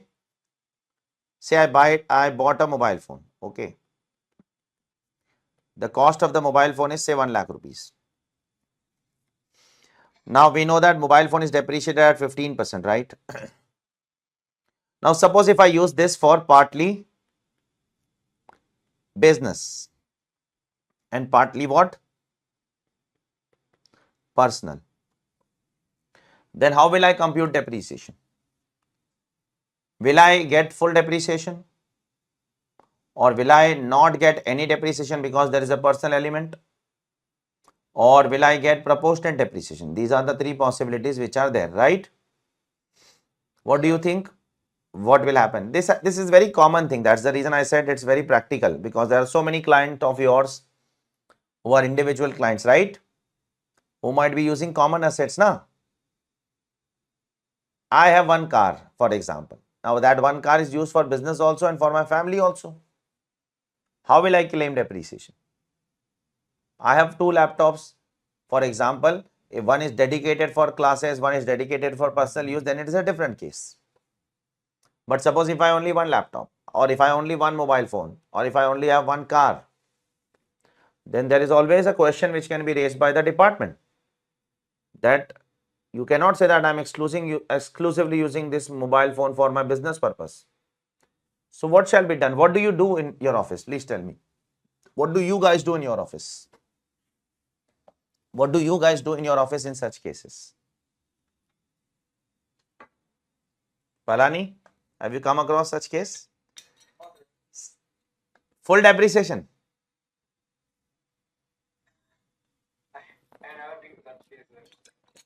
It cannot happen that you have never been to such circumstance. It cannot happen. Have you filed any return for an individual? Only twice, twice.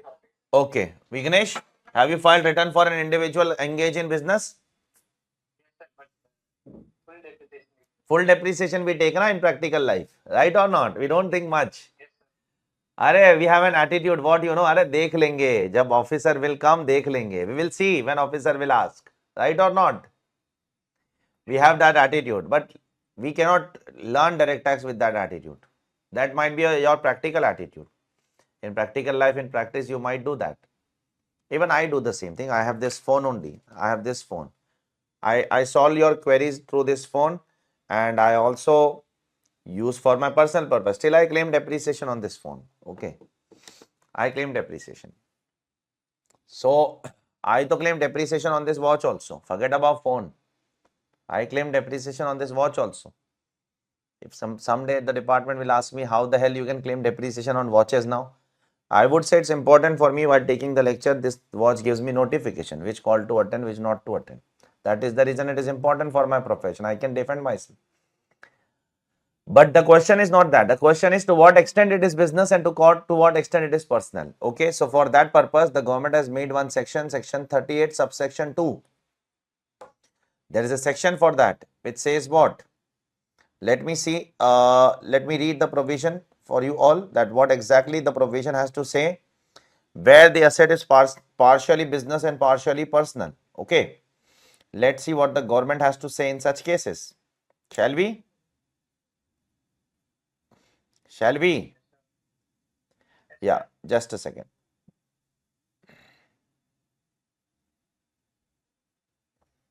Can you just search for me? Where is exactly 38.2? It's such a small provision, na? It just skip in scrolling. 38 subsection 2. Yeah, it is here. I got it. 2.18. It's very small that it gets skipped in scrolling. 38.2. Asset not exclusively used for business profession. where any building, machinery, plant, furniture is not exclusively used for purpose of business or profession, then the deduction under section 30, section 30 we don't know as of now, forget it.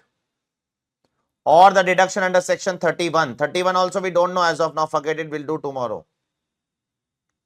Repairs, insurance, I am interested in the next line. The deduction under section 32, that is depreciation. Yes, we know depreciation. Shall be what? Restricted to a fair proportionate part thereof, which the assessing officer may determine having regard to the use of such building, machinery, plant or furniture for the purpose of business or profession. So, Vignesh, you take full depreciation, right? So, can assessing officer call you tomorrow and say that, prove it that 100% it is used for business? Yes or no? At that time, if you are claiming full depreciation, you have to prove it, or else he will disallow what? Proportionate depreciation. Are you able to understand? Now, what proportion, that government is not ready to say, because nobody can say in this world now, look, without looking into the circumstance, that exactly how much personal, how much business. Nobody can say that. Yes or no? So that will be disallowed based on what? Facts and circumstance. If AO feels that 40% is personal, then what is the depreciation on this mobile phone? 15,000. Okay. And if he feels that 40% is personal, okay, then he will only allow you how much? 60%. That is how much? 9,000 rupees. Are you clear? So that percentage is not written by the law. The law is under confusion. That is the reason the law is saying a fair proportionate. Fair proportionate means what? Something which is genuine, yaar. Claim a genuine depreciation. Don't unnecessarily claim fake depreciation. Is it clear to everyone? Okay. So this is a small issue which is relevant in practical life, but honestly speaking, nobody follows this provision. Nobody.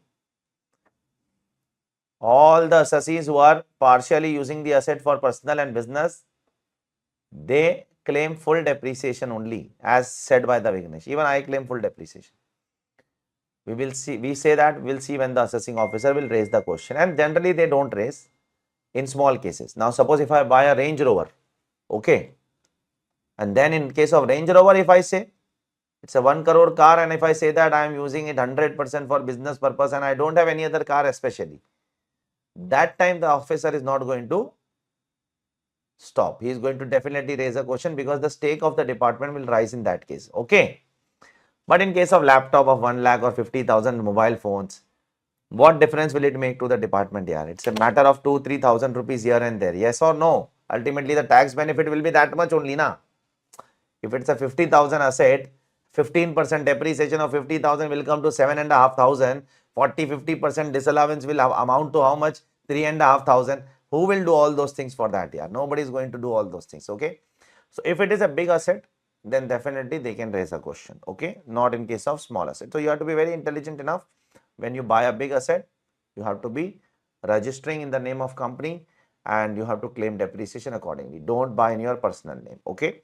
So that they cannot raise any question. So this is an issue which is more important practically rather than academically. Now, there is one last thing in this chapter that will complete the discussion of depreciation completely, except one thing, except two things, that is some explanations which we have skipped, as I have told you, and one discussion on the ICDS on subsidy. Okay, apart from that, most of the things we have done in this chapter. We will also make a recap of the entire depreciation if possible today. Today it's not possible because we'll not be able to complete today. So tomorrow we'll recap depreciation completely first, from the very first page till the very last page, and then we'll move ahead towards our other deductions. Okay. Now, one last thing is over here is a very important section. Now, section which I am saying you now is an extremely important section, that is section 43A. Academically, it is very, very, very important. It's a very important section, and ICI likes this section a lot, and they have been asking this section again and again, in the exam. Okay. Now, pay attention, please, all of you. What is this section all about? Pay attention, please. This section is applicable if the assessee, conditions for applicability of this section. First of all, I will tell you the conditions, and after the conditions are known, I will tell you the treatment also. Okay. So first listen the conditions. Condition number 1. Sir, what is the condition? If you import an asset, import an asset, to be precise, a fixed asset. Plant, machinery, furniture. Okay. And condition number 2, both the conditions have to be fulfilled to make this provision applicable. And there is a foreign currency loan. Okay. Or there is a foreign credit. There can be two possibilities. Either you have taken a loan from a foreign bank, okay, or your creditor himself, from whom you have purchased the machinery na or furniture na, that himself has given you what? Credit for 6 months, 8 months, 1 year, 2 year, whatever is possible. Yes or no? Is it clear? Shall I go ahead? Please tell me. Shall I go? Foreign creditor or foreign currency loan. You can buy asset in two form na. You have taken a loan and you have bought an asset, or you have taken the credit from the supplier itself. Okay. You have not gone to the financial institution or banks to take a loan. Your supplier himself is giving you credit of 6 months, 8 months, 1 year, 2 year, whatever it is, depending upon the relationship you have with the supplier. Okay. Shall I go ahead? Now listen carefully, all of you. Yeah, please. Pay attention, please. If these two conditions are fulfilled, 43A is applicable. Okay. So I have not told you what happens in 43A. I am just telling you as of now what is 43A. Okay. 43A applies if these two conditions are fulfilled. Now, if these two conditions are fulfilled, 43A is applicable, then what will happen? What is the effect of that? Okay, what is the tax implication on that? Then in that case, the government says that any gain or loss on payment, the very important word over here is payment, shall be adjusted in the WDV of the asset.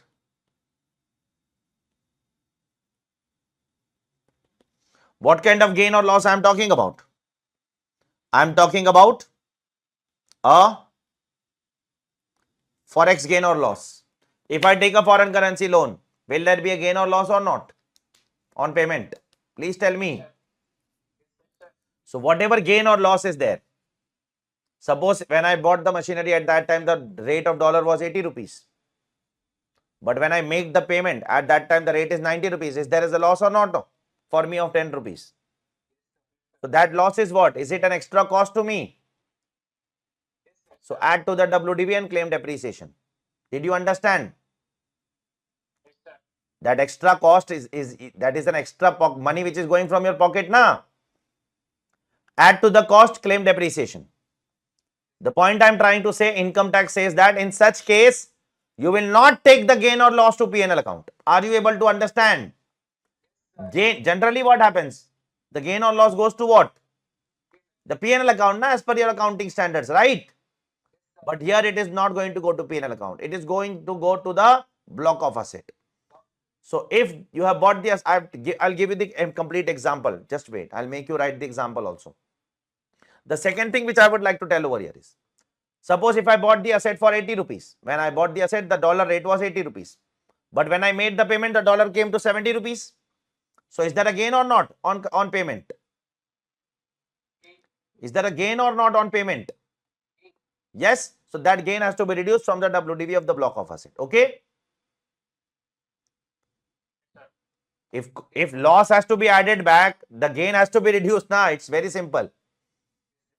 Now there are some very important differential treatment as compared to what accounts do. First of all, accounts recognize forex gain or loss in P&L account. Do you agree? Secondly, accounts recognize foreign gain or loss on accrual basis. For example, on 31st of March, you have to revalue the loan and then you have to find out how much is the accrued gain and accrued loss and take it down to P&L. You do that or not? Please tell me. But here you are not supposed to do that. Here you are supposed to adjust gain or loss on which date? On payment. On balance sheet date, you are not going to touch gain or loss. Are you clear? Now let me give you an example. That example you have to copy. That is very important provision. This provision you will find out in every exam paper of ICI in the form of an adjustment of a total income quotient. Let me give you an example. See on the board. Previous year 22, 20, 23, 24 is going on. Okay, pay attention on the board. I bought a furniture for $1 lakh on 15th of June 2023 when $1 was equal to rupees 80. Okay. On the date on which I bought the furniture, $1 was 80 rupees. Okay. Now, therefore, my opening WDV of furniture will be how much? It will be nil. I don't have any furniture, assuming that. Add purchases on what? On 15th of June 2023. How much will I write down in the block of asset? Please tell me. 80 lakhs, right?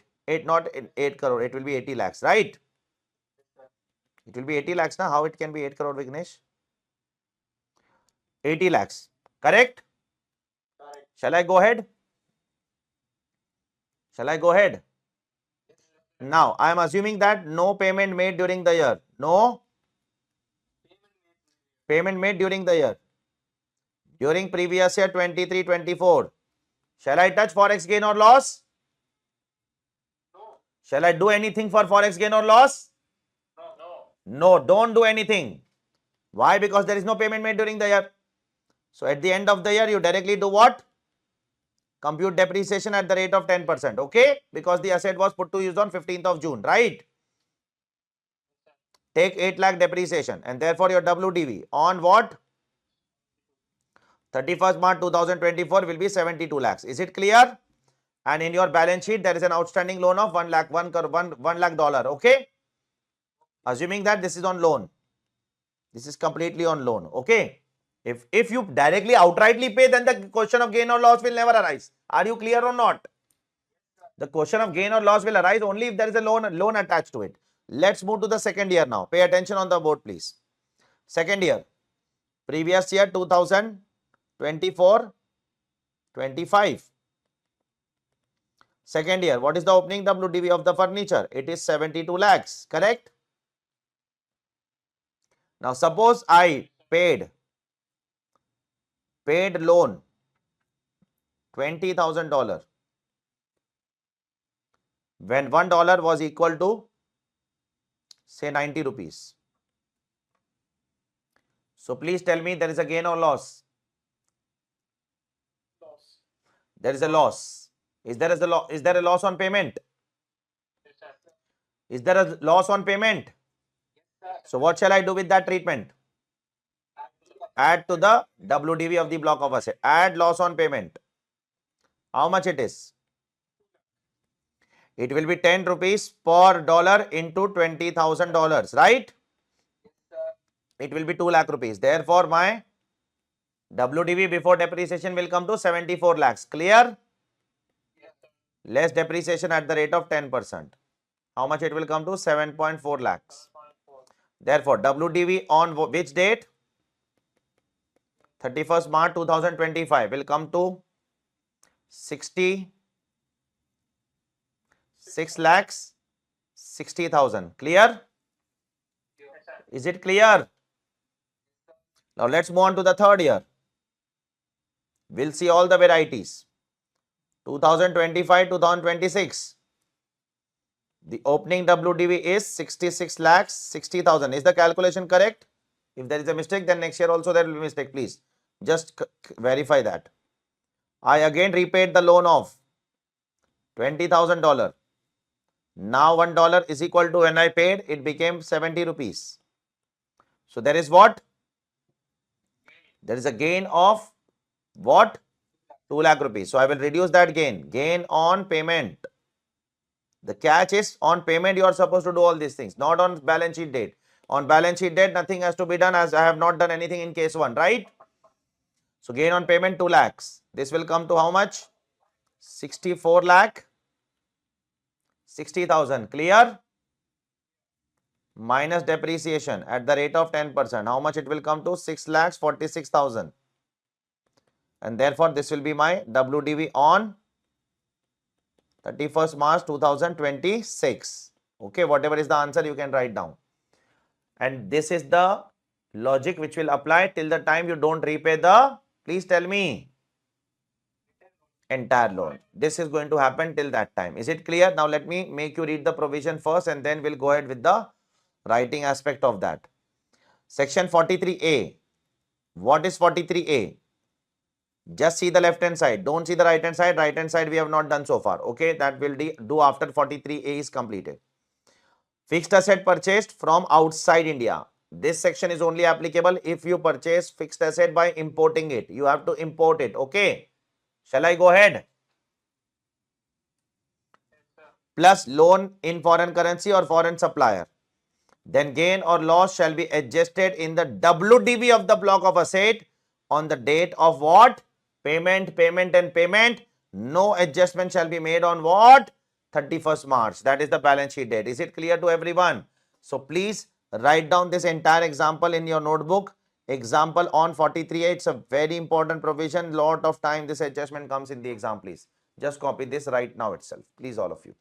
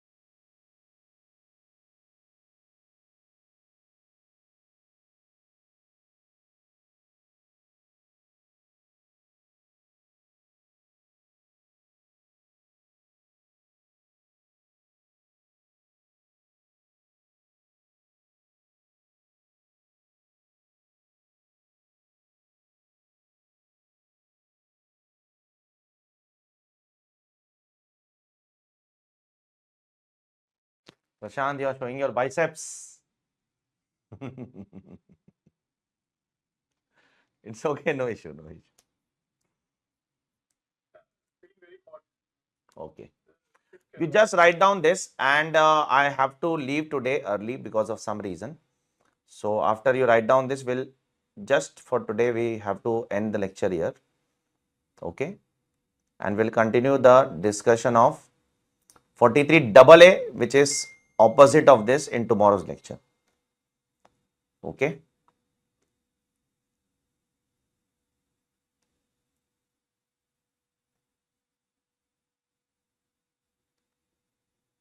You just write down this amount also, please. Mark this as an important provision. It's an important one. So tomorrow's agenda would be, we will complete depreciation, and we will also complete other small deductions like section 30, 31 and 36. These are very small deductions. And then from next week onwards, we are going to target the sector wise deductions. Okay. All the important sectors like scientific research, telecom, like tea, coffee, rubber, like 3580 investment link, hotel, hospitals, so on and so forth. Okay. So we'll just end here. So only one doubt, sir. Yeah, sure. You can ask. Sir, we have how to make notes, sir. We have keywords, so should I summarize those keywords? You have to follow our color book. Okay. And whatever important notes I will make you write, just write down that much. Otherwise, it is not required. Okay. Wherever there is a need to write a chart or some examples, okay, I will make you write, or I will tell you to at least take the photograph. Go home and write. Okay. Otherwise, you have to follow this color book. That's it. This is your Bible. Nothing will come beyond this book. It covers every provision in a concise and precise manner, and also in a comprehensive manner. It is not just concise, it is also comprehensive to every extent. And we have made it very practical, which could be practical enough. It is approachable at least to revise a day before exam. I could have made a 1000 page book. Doesn't make sense. It is not possible to revise a day before exam. Okay. So we'll continue the discussion tomorrow. Okay. Bye all of you. Sunday is off now, or there is a lecture. I don't remember. Sunday we have kept off, right? Okay. I don't remember the schedule. Yeah. There are so many lectures going on. I'm just confirming from you all. Okay. Okay. Fine. Thank you. Thank you.